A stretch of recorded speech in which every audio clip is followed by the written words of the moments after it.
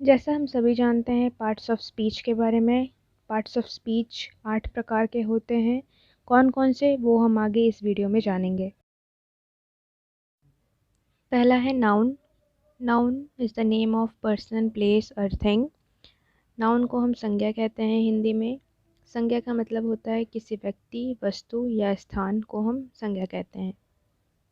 दूसरा है pronoun. Pronoun is the word which is used in place of noun. ये वो शब्द है जिसे संज्ञा के बदले हम यूज़ करते हैं। हम हिंदी में सर्वनाम कहते हैं। विशेषण means adjective. Adjective gives additional information about the noun, यानी संज्ञा के बारे में वो कुछ इन्फॉर्मेशन बताता है, कुछ विशेषता बताता है, जिसे जो संज्ञा के बारे में भी हो या सर्वनाम के बारे में भी हो, वो दोनों के बारे में बताता है। जैसे कि हम कह सकते हैं adjective is a term that describes the features of a noun और प्रोनाउन। विशेषता, ठीक है। तो वो जैसे हम कहती हैं, एग्जाम्पल में देते हैं he is a brave boy. तो who, he is a pronoun, okay. और brave, this is a adjective. So brave होना यानी कि बहादुर, वो एक एडजेक्टिव है, यानी उसका विशेषता है। चौथा है क्रिया, that means verb. So verb is the word that works something about the noun or express some action by the noun. अब क्रिया किसे कहते हैं, अगर हम हिंदी में बोलें सीधे सीधे शब्दों में, तो क्रिया का मतलब होता है किसी कार्य को करना। जब कोई कार्य आदमी कर रहा है तो वो क्रिया कहलाता है। For example, the girl wrote a letter.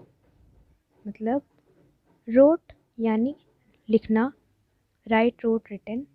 Road यानी लिखना। सो लिखना एक क्रिया है।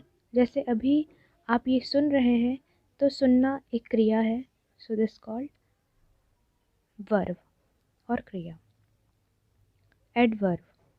Adverb is the word or group of words that show the quality of verb or adjective or another adverb or provide some additional information about them.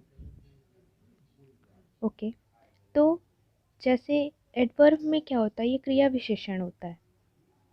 क्रिया विशेषण का मतलब होता है, फॉर एन एग्ज़ाम्पल, जैसे ही वर्क द सम क्विकली। मतलब कि यहाँ पर काफ़ी सारी चीज़ें की बात की गई हैं। He worked the sum quickly, बहुत जल्दी ये सम कर दिया।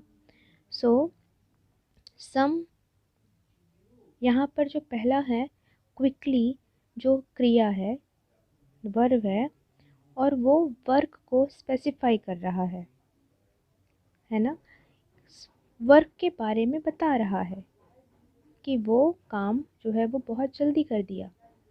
तो यहाँ पर एक क्रिया का विशेष, मतलब जो काम कर रहा है वो बहुत अच्छा, उसको कुछ विशेषता बताता है, उसके बारे में इंफॉर्मेशन देता है। That's called adverb. इसके बारे में हम बहुत अच्छे से भी जानेंगे अगले क्लास में, अदरवाइज़ वीडियो बहुत लंबी हो जाएगी।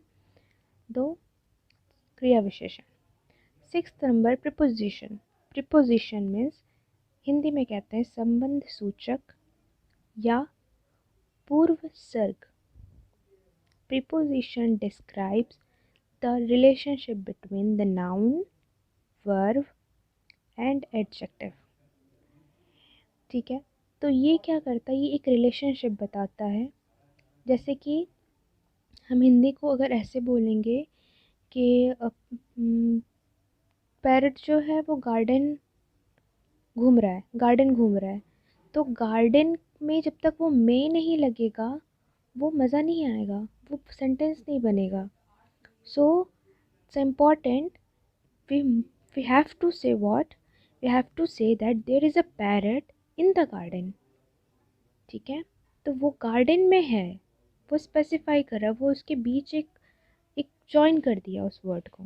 तो this is called preposition. At, on, in, this is the example of preposition.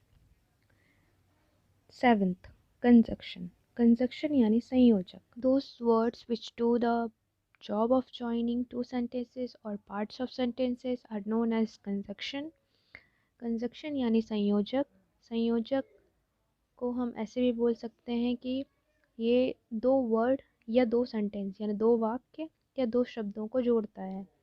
जैसे for an example and, but, or, this is called conjunction. Rama and Hari are friends, so Rama and Hari, and जो है वो conjunction हो गया यानी संयोजक हो गया, वो संबंध एक बना दिया, दोनों के बीच में जोड़ दिया, दोनों को एक सेंटेंस बना दिया, दिस इज कॉल्ड कंजक्शन। तो इंटरसेक्शन होता है विस्मय आदि बोधक। विस्मय आदि बोधक यानी intersection are used to express sudden feeling or emotion that originate due to sudden joy or grief, etc. Such words or phrase are followed by an exclamation mark. तो इस तरह से हमने अपने 8 प्रकार के पार्ट्स ऑफ स्पीच क्लियर कर दिए हैं। तो हेल्पफुल हो तो सब्सक्राइब करना ना भूलें, लाइक करना ना भूलें, और किसी भी तरह के डाउट्स को क्लियर करने के लिए आप निसंकोच बिना सोचे कमेंट कर सकते हैं। Thank you so much.